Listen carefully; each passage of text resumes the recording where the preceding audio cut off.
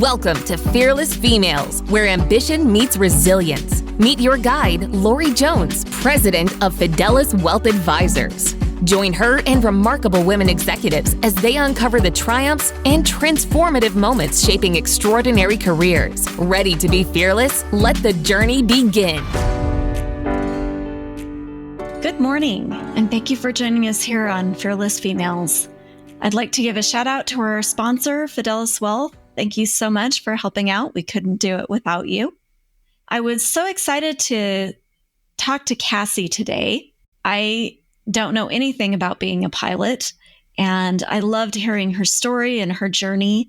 And the thing that has stuck with me the most as these weeks have gone by since I recorded her interview is what she said when she talked about the thought of quitting her job after she had worked so hard to get where she was at. That really struck me, and it's kind of stayed with me for a couple of weeks. So I hope that you really enjoy listening to Cassie's interview. And I'll tell you that at the end of it, I was pretty sure I was meant to be a pilot. I just didn't know it in this life. So that's how inspiring she is. Thank you.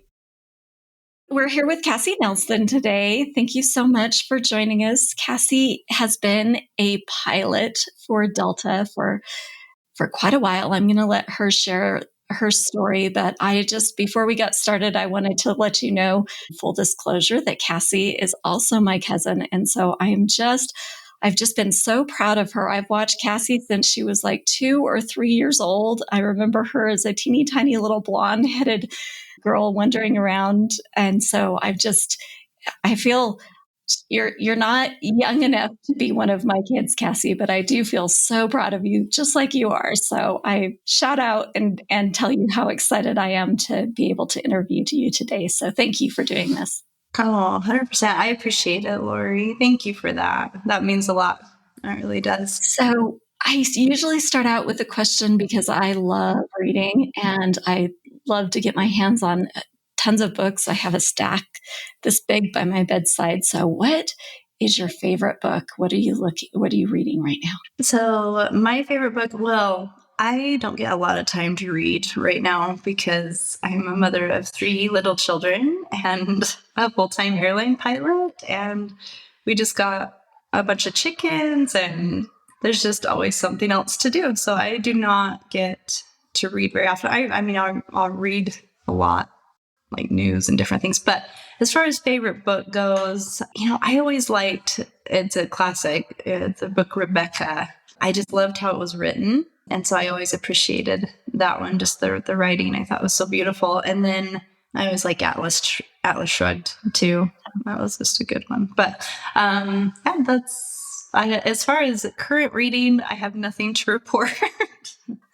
My life just doesn't allow for it right now, but maybe someday. Yeah, I do understand that. Most of my reading is 15 minutes before bedtime, and then I'll listen to the book on tape as I go back and forth to work. So I usually do get through quite a few books, but it's always book on tape. So that's a good idea. Maybe I should just do that on the way to the airport, and I think that's how I can get some books in. Well, I remember those days when you've got those young ones that take up a bunch of your time, and I'm sure that as our younger listeners grow through those stages of their life, they will get there, and it just seems like they take up every single minute of every single day. They're totally worth it, but they do take a lot of time. And then when you don't, and it's energy too, because it's like even when you have time to do other things, sometimes you just don't have the energy anymore. You've spent everything. So yeah, sometimes in the evening, I'll organize, I take 1 million pictures of them and our lives. And so I'll organize all of that and our family history and everything. And then by the time I do that and it's 11 or whatever, I'm like, I got to go to bed because this is all going to start again. So you kind of have to pick and choose what you do. But yeah, that's true. Prioritize. There are seasons. Yeah, the time will come. Seasons. Exactly. So tell us a little bit about your journey, Cassie. How did you get where you're at today? What have you been doing? Tell us about you. Hey, so how I got into flying, I mean, a lot of people you talk to, they say, I always wanted to be a pilot. It was always there. For me, I didn't know that ever that was something that I could do. But when I was a junior in high school, I went up to Utah State for a thing called engineering state because I thought, well, I'm good at math and maybe I could be an engineer. And that is where I found flying. Flying was on their list of things that you could kind of explore and learn about. And I learned about the path and how to get there and what to do. And for pretty well my whole life, different places. I grew up on a farm and was like, we never went anywhere. From the time I was 6 on, we never went anywhere. We barely went camping. And I just had this desire to see things. I wanted to see the world. I wanted to go places. And so when I thought about doing flying as a career, I thought that's my window. Like, that's my window to be able to see things.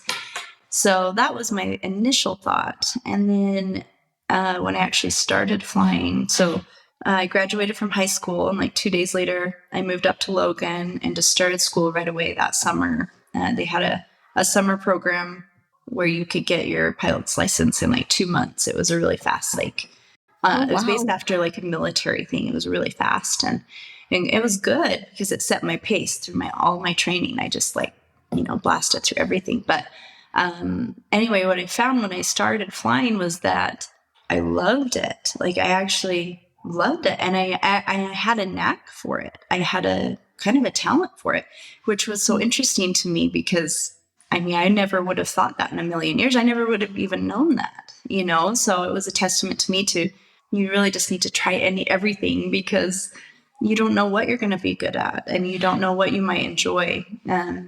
But yeah, it was easy for me and fun, and the travel, the desire to travel was still there, obviously, but it was so fun to be able to actually like it as well. And so I was able to get everything done in 3 years. I had a great counselor, and I didn't realize how good she was until later because I thought, all the counselors just do this. You just go to them and then they just tell you exactly what to do for this amount of time and then you're done. And that's what and they don't really do that. My husband went to counselors for school and that is not what they did at all. I just went to her, I was like, how fast can I do this? And she's like, well, while you're working, and she's like, maybe 3 years. And I was like, okay, line me out. And so she just lined out every single class, every single minute. I didn't waste a minute in college, which I loved. Like, all of it was exactly, I wasn't there longer than I needed to be. I was there much shorter than I needed to be, actually, just because she lined me out so well. And some of the semesters were heavy. There was one I remember had like 21 credits, which was a lot, but that was just that one. But the others, they weren't less than 15 to 18 usually. But I just knocked it out because so I was working, flying, and going to school. And I wanted working and flying to be one thing. And then I didn't want school there. I wanted to just play. So I wanted to work and I wanted to play. And so that was kind of my goal. And so I was a flight instructor after graduated for almost 2 years. Mm-hmm. I did that to be able to get my time to go to SkyWest. And then once I had my time, I applied to SkyWest. Thankfully got an interview. It went well. I flew there for 9 years. For 7 of those years, the industry stopped. There was no hiring. There was no movement. There was no anything. I stayed the same seniority. I just stayed there. And I thought, okay, this is where I'll stay. This is where I will, I think I can be a mom and do this because I wanted to have children someday. And so I just kind of made my camp there. But then I kept hearing from different people. They're like, are you putting your stuff in at Delta? When are you putting your stuff in at Delta? Are you going to Delta? I just kept hearing it and hearing it and hearing it. And I've learned in the past that when you hear things enough, usually the universe is trying to tell you something. And maybe it's good to start listening. And so I made that jump. It took me about 5 years to get noticed at Delta, but because it's not easy to get an interview there. But finally they saw me and I was able to get on at Delta. So I've been there 7 years and I love it. And I'm so grateful that I made the move. But yeah, so I've been doing it for about 16, almost 17 years now, which is crazy to me that time has gone by It has. Yeah. But I love it. I love my job. I loved it at SkyWest. I loved the people. It was hard to leave the people at SkyWest, but it's the same job at Delta, but the benefits are better. The pay obviously is better. It was a good move, and I'm grateful. I'm grateful that I listened to those promptings to make that an option for myself. Because initially, I wasn't really thinking that would be the best way to go to balance work and family. And it turns out that it's better than it would have been at SkyWest. So you said that you did a 2-month training program. Did you have your pilot's license after 2 months? I did, yeah. So your initial pilot's license, they call it your private pilot's license. Yeah, I was able to do that in just the 2 months there at Utah State, and it was good to go from non-flying to flying. I mean, it was intense, but it was a really good. And then you had to have a certain number of hours. Is that to get like a commercial license, or how did that work? So you go you have different ratings. So your private pilot license is one, and then usually your next one you get is your instrument license. So you can fly like in the clouds without visual reference, basically. And then usually from there you go to your commercial license. And the commercial license is to have a certain amount of hours cross-country time. Like there's requirements for each of those. Commercial license was fun and easier. I would say the instrument was probably the harder or more technical, but more fun. It's just like a math problem you finally figure out to do. It's like how to do that. It becomes fun because you know how to do it. So that was fun. And then I got my flight instructor, my CFI flight instructor certificate, and then I got my flight instructor instrument certificate, and then I got my multi-engine certificate, and then my multi-engine instruction certificate, so that I can instruct in a multi-engine plane.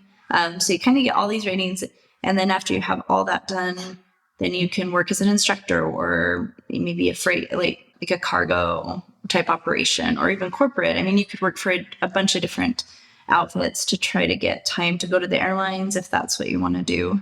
And that was the right path for me. But yeah, the airlines have been, it's gotten me to where I want to be able to travel and to be able to see some things. So it's been a good choice. I'm grateful.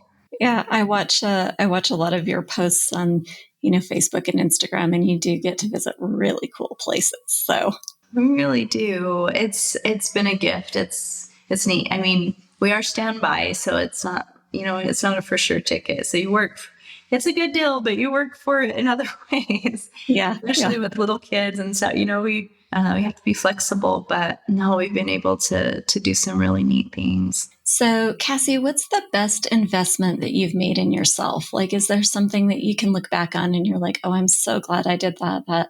That totally led me to where I'm at today, or to be successful? Yeah.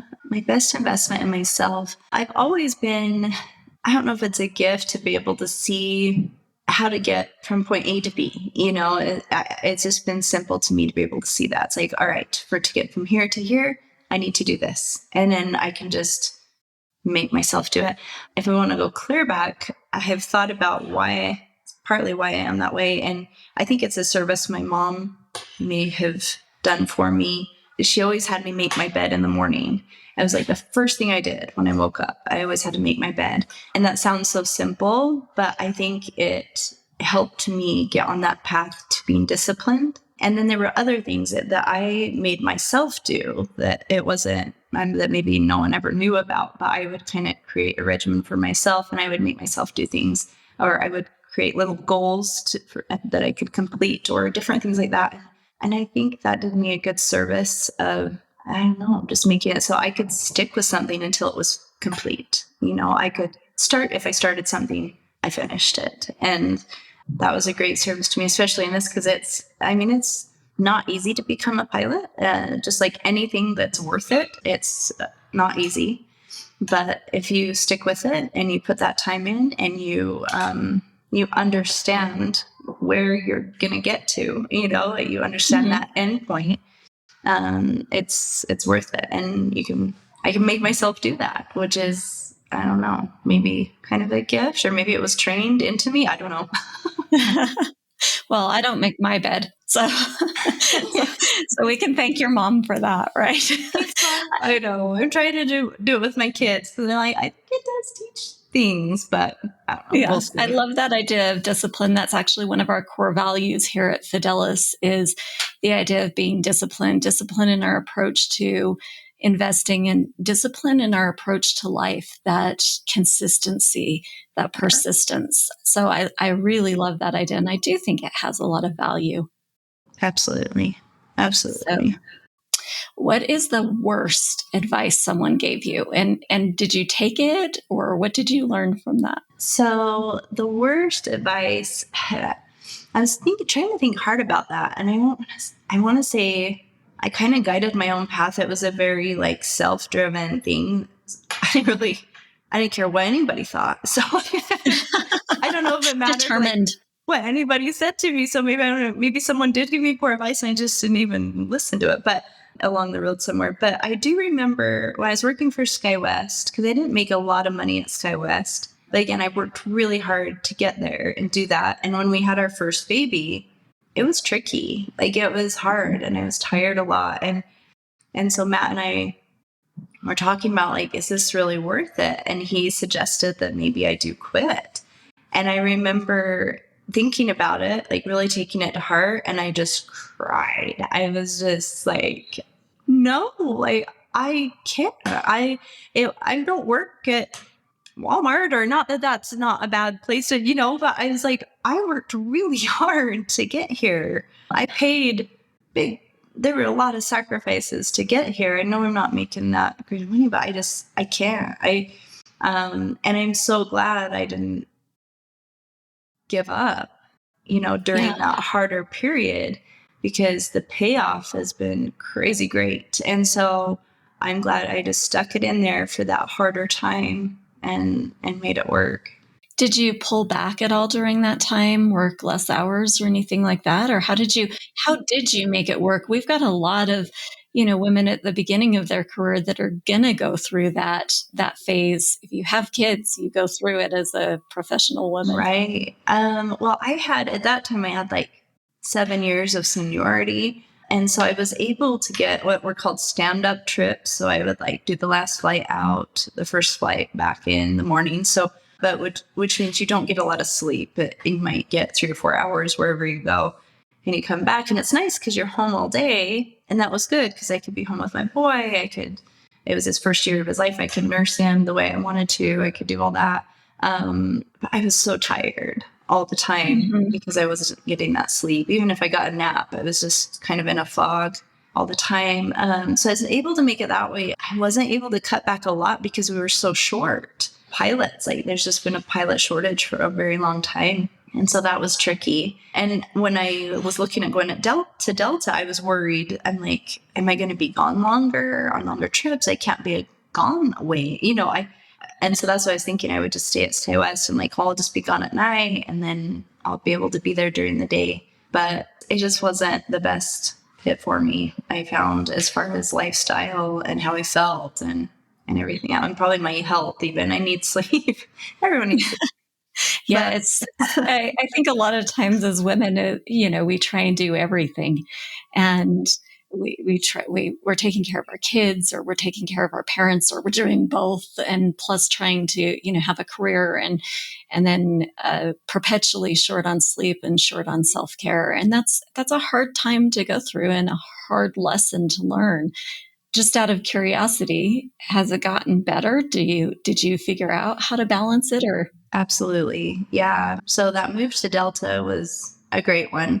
And again, it came with some sacrifice initially. It was based in Detroit initially, so I was commuting.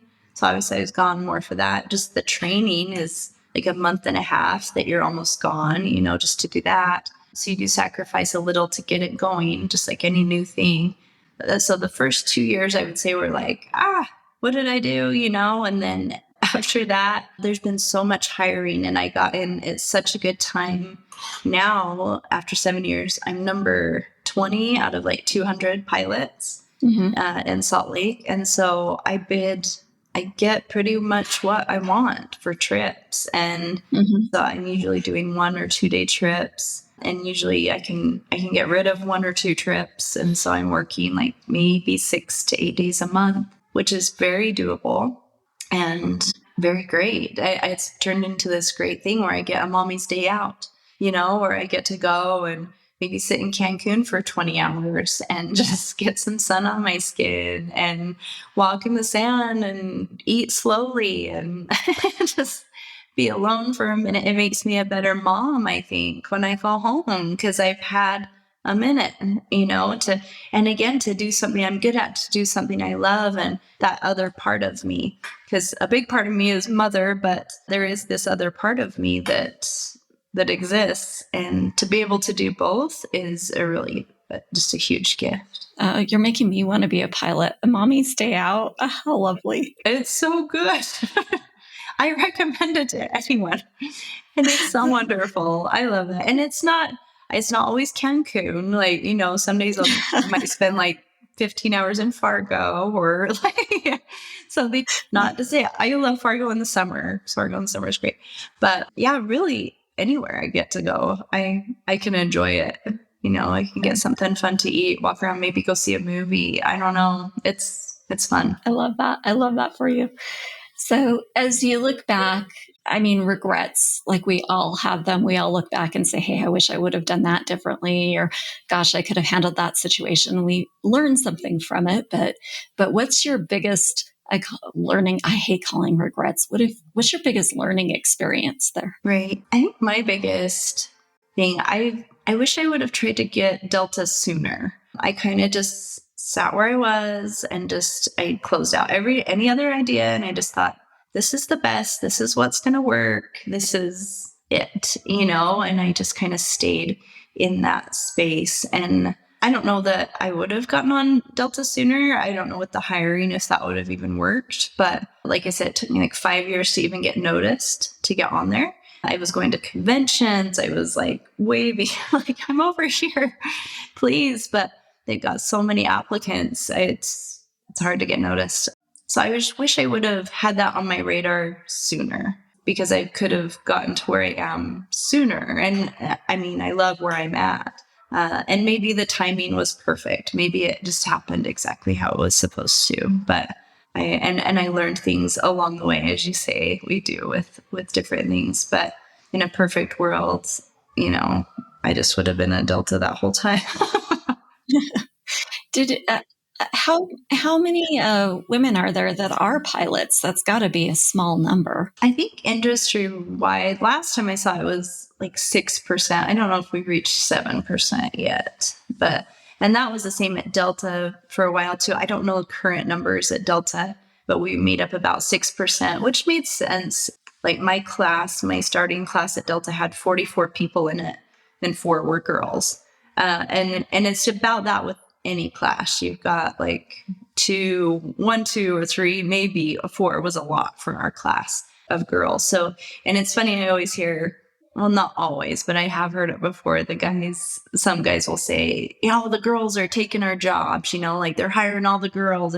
And I look at these classes and the pictures, it's like 40 men and like 4 women dotted in there. I was like, we took 4 of those jobs, there were 40 jobs we did not take, so it's just kind of funny. It's like, and that's every single class that goes through. So I'm like, I don't think we're taking your jobs. Your jobs are there. You just have to go get it. Yeah. So if you could go back and talk to your younger self, at the beginning of your journey, your 20-year-old self, your 22-year-old self, what advice would you give her? Oh my gosh, I would just say stay the course, because there is a big paycheck at the end of it and some amazing memories. Like it was worth it 100%. And I have no regrets with becoming a pilot. And I'm thankful that I knew right out of the gate what I wanted to do, and I could just shoot for that I didn't have to make a change somewhere in there or do something different. I was fortunate with the industry that's kind of up and down. It's cyclical as far as what's happening with hiring and everything else. And where I fell in that, I was very blessed, because I've had to work. I haven't had to miss any holidays with kids or my family. I haven't had to, I maybe had to work like one Christmas or one Thanksgiving in almost 17 years, which is incredible. And some people, they get in at the wrong time and they work every Christmas for 10 years, or they work every, it really just depends on where you fall in there in the seniority base. But yeah, I would just say stay the course. Things work out well. It's going to be worth it. Hang in there. 100%. Yes. What scared you the most when you started out? And does it still scare you? You know what? It sounds silly. What scared me was initially was flying with someone mean. Or, because you fly with this person for days, and I'd heard stories of different people and what it was like flying with there's not very many, but there's always a few that are kind of awful. Anyway, I was really nervous about that at first, but I think it was because everything was new, it was I had to learn the company. I had to learn the plane. I had to learn a lot. And, but once I'd learned that and I'd got it under my belt well, and I was good at it and I was confident and I had that confidence, it didn't even faze me anymore. And it's the same now. It doesn't worry me at all. I'm like, and at Delta, I've never flown with anyone I would say is mean. I've never flown with anyone that I would maybe not want to fly with again. Everyone I've flown with has been really great. But even if I did fly with a jerk or something, I wouldn't care, because I'm a good pilot. Like I try really hard with what I do. I'm good at what I do. I know how to do what I'm doing well. So there's really nothing he can say to me about that. And so if he wants to pick on me in any other way, he could try. That's that confidence, right? Yeah, it's that confidence. I don't know. Sticks and stones. I don't know. I don't really care. No, I can't imagine anyone being mean to you. You just, I just can't imagine it. So, hopefully not. But I mean, I don't know. I'm happy, and probably that comes off as obnoxious sometimes, I'm sure. So maybe somebody, if anything, maybe they just won't talk to me, and I can do that. That's fine. That's funny. So, what about unique challenges as a woman? If you're, I've interviewed a lot of different women in different spaces, and you actually have the lowest percentage so far of the women that I've interviewed of women in the industry. So, did you end up with any unique challenges because you were a woman working in a very male-dominated industry? Well, I mean, you would think that, like, at first I wondered if I would be not treated as well, just because, or, maybe we're supposed to be in a kitchen or whatever. I don't know. Maybe there's still that crowd that thought we were supposed to be barefoot and pregnant in the kitchen, but it turned out not at all. And if I did fly with that person, we got along great. We didn't, I've never been treated that way. So that's what I kind of expected, but never saw.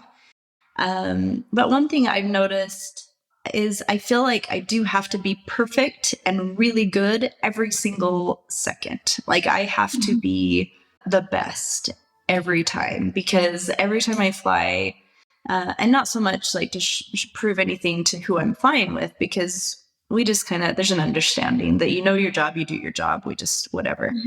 But there's always somebody in the back that I'm their first woman pilot. Always, like every single flight. And so if I don't land well, if I don't land perfectly every time, it's like I feel kind of judged on that. And I mean, we take turns flying and landing. And so usually, like if they have a hard landing, I kind of stay hidden because I don't want anybody to think it was me. Because I try really hard to land perfectly every time. And, if you don't, it's like, oh, it was because it was a girl. And then if you do, on the flip side, it's like, oh, it's because it was a girl. Like I'll land well and people get off. They're like, I knew it was you flying because it was, the landing was so great. Like they'll put that on you too in a positive way. But yeah, you kind of feel you have to be perfect every second. And then another thing was just having a baby was a little bit tricky. in the career. At SkyWest, I flew until I was like 37 weeks pregnant, which was crazy. Yeah. But they only would give you 3 months off from the time you took off. And so I thought, well, I need with insurance, sorry. So you could have more time off, but you wouldn't have insurance. And I was like, well, I need insurance. I don't know. I didn't actually, but I was dumb at the time and thought I needed insurance, for that entire time. And so I flew as long as I could. And because of that, I think it made things weird with my pregnancy. I ended up having to get a C-section on that one. It was like, it wasn't a good situation. I shouldn't have flown that long. But with Delta, they support you a lot better. And Delta was a much better place to have a baby. I only had to fly till like 26 weeks. You could even take off earlier, which I did with my third during COVID because, we didn't know what was going on. I got pregnant March 2020. So when everything went crazy and I was like, it came with that high fever that could be dangerous during pregnancy. So I took off a lot earlier. The Delta didn't even question it. They let me take that time off. And then they pay you your entire time off until 6 weeks for normal delivery, 8 weeks for cesarean. After the baby, they pay you, which is amazing. So you can enjoy that pregnancy. You can take that time and just, figure out your body because it's hard to be up in the cockpit. It's hard. The clothes don't fit right. And I remember my mom at SkyWest had to make me a maternity shirt because they didn't make shirt. Now they do, but they didn't at the time make shirts for pilots. And I had like a rubber band or something, on my pants. And I was trying to figure that out because I was like, do I wear maternity pants with this? I don't know what to wear. But again, at Delta, it was nice because I could I actually had a different shirt to wear. I had things and I didn't have to fly as long. And then Delta gave me a year off after each baby, which was such a gift because it's not it's hard to do in a normal job too, to pump and to do different things. But especially in our job, I can't just be like, okay, I'm going to leave. I got to go pump because, I hurt. So to be able to have that year off to navigate that and to bond with my baby and to not feel as stressed. I felt ready to go back to work. I was excited, after the year, whereas, 12 weeks or whatever that the norm is just not enough at all. It was at SkyWest, it was very stressful. I was not ready to go back, but I had to. My job was on the line. Where at Delta, they were a lot more flexible. So, do you think that's a change in like the time period? They're getting better at accommodating those specific issues over the years, or was it a company issue? Both. I think at the time, I don't think when I had my first baby at SkyWest, I don't think Delta had things as good as they have now. So, but as things moved forward, and Delta had like the best in the industry. And then so people have tried to imitate it. And so SkyWest made theirs very much like Delta's after Delta came out with theirs. And so that's good. We're glad that it's starting to come around with that. And even Delta's with my second baby. So you could take the year off, but that was not with insurance. And so you had to do Cobra or whatever else, which I couldn't do because that was like a house payment. And I already had a house payment and I couldn't do 2 house payments while I wasn't working. And so we just rolled the dice and we did not have insurance that year. That's why I was saying I'm so worried about that with my first. I was like, oh, we didn't have insurance for an entire year and it was fine. Luckily, right? But with my second baby, they gave me insurance while I was off. And that's now a set thing to where if you do take that year off, it does come with that benefit, which is amazing. So, they have made great strides and changes in all industries, I think, to be more accommodative to women and women's specific issues. So that's good to hear because I didn't know, if it was just airline or I'm like, hopefully other people are making strides toward this because obviously we want to stay. We're going to come back. This is 1 year in the next 25 years, 30 years, I'm going to be there. Hopefully that perspective is in place. But so what, Cassie, is the thing that you are the most proud of? Probably the life that I've been able to create for my family. My career is a huge, huge part of that and why I've been able to enjoy things the way I have, not only the Delta has allowed me to be the kind of mom that I want to be, but it's also allowed me to do what I love. And with the side bonus of being able to see the world and giving me good enough pay to be able to do some neat things in the world and just to feel comfortable and to be able to enjoy my little ones. I'm so proud of the decisions and the work that I did to get here, because it's been 100% worth it. It's awesome. I love that. I do. People kind of roll their eyes, but I do the same thing. I'm living the dream. I love finance. I love what I do. And I adore other people who love what they do. So that's exciting for me to see that. That's awesome. I do too. I love it when people are happy in what they're doing, because it can be a rare thing. A lot of people don't get it's not, I can't think of the word because I'm a mom. Can't think of words when you're a mom, but just that gift to be able to love what you do is rare. When I talk to other people, they go to work, they do what they need to do, but they don't love it. Even my own husband, he's really good at his job. He builds homes. He doesn't love it, but he's good at it, and he just does it, and he always tells me, he's like, oh, you suck. He's like, your job's so good. And he's like, I would trade you in a second. He's like, and he's even seen, what couldn't, the not as good side of it, or like, I mean, there's not always a positive to everything, and he still thinks it's worth it and it's great. So I'm just happy with my decisions, and I'm grateful. And a big part of that was I've always kept my Heavenly Father, God, in the loop of what I do with whatever. I've allowed him to guide me. I've trusted him. Like, even when that jump to Delta, that felt really scary. And I didn't even know if that was the right thing to do. And it's really weird to try really hard for something that you don't even know if it's the right thing to do and that you're scared to do. But again, I trusted, and I'm grateful he's got my back. And that's just been a huge blessing for the entire path. I agree. So any advice for a young lady who's just starting down this path that you are so successful on? What would you tell her to be successful like you are? I would just say, whatever you want to do, whether it's to be a pilot or to be in finance or to be whatever you have a passion for that you really like, you can do anything. You have to have the desire, and then you just have to practice it. And so it's like, as long as you have the desire and you put in that time and you practice it and work toward it, whether you've got a knack for it or not, it is nicer if you do have some innate ability to be able to do these things. But as long as you have the desire and the persistence and you put that work in, then you'll get there. Because time goes by anyway, right? The time's just going to go by anyway. It's like, you may as well get started, make a plan, and make sure that plan has an end point. I think a lot of people start working toward things. They work hard toward what? And make sure there's an end goal in there, and pick something that makes some money. Like, pick something. My mom always told me, she's like, make sure you get a man's job.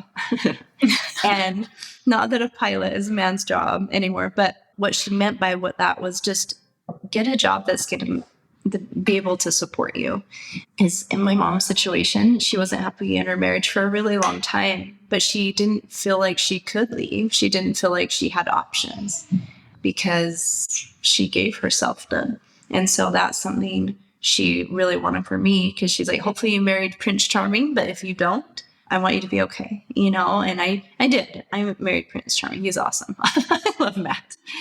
But I was always grateful to have that. So whatever you pick, just make sure there's money at the end of it. Find something you can kind of stand that you kind of like to do, and just find out how to get from A to B and put that work in. You won't regret it. Yeah, I find that a lot of times too, that the passion helps, because you can find a way to, make it make sense for a lifestyle or to fund, if you are passionate about something and you really love it. Absolutely. So you can, my daughter is a good example. She loves art, and starving artist is not a profession, but marketing uses her art skills and is something that she loves doing, married with something that's got that practical bent to it, right? That's awesome. Yes. I know I've always thought that. I have one of my little boys is budding artist. Like, he just loves it. It's like, that's his passion. So Matt and I've been looking at him like, how can he make money with art? Because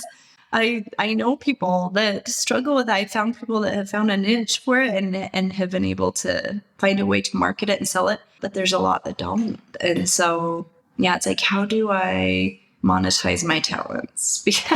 And you don't think that's important. You're just like, oh, it's not about money, but money does take the edge off things. It does make it not as stressful. It does make you be able to enjoy it.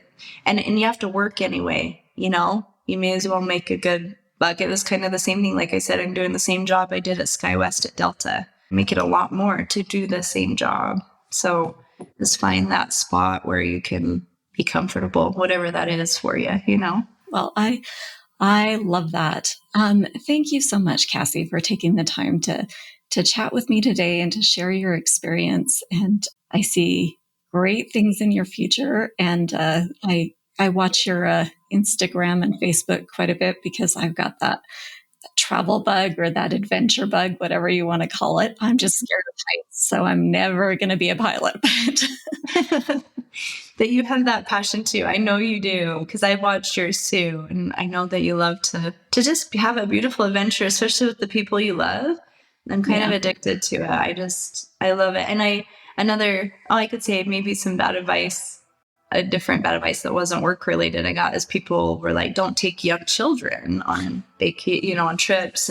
But we did, because we don't really have anybody to watch them for that long. So we just take them with us wherever we want to go. And it's been so amazing. It's just been one of the best decisions I've ever made. It's easier to take them out of school, right? It's harder when they're older to take them, actually, because they're into more. They can't miss school as easily. And yeah, just the memories that we've made, just the beautiful things we've been able to see and do, I'll have that for the rest of my life. That's a good investment, I think.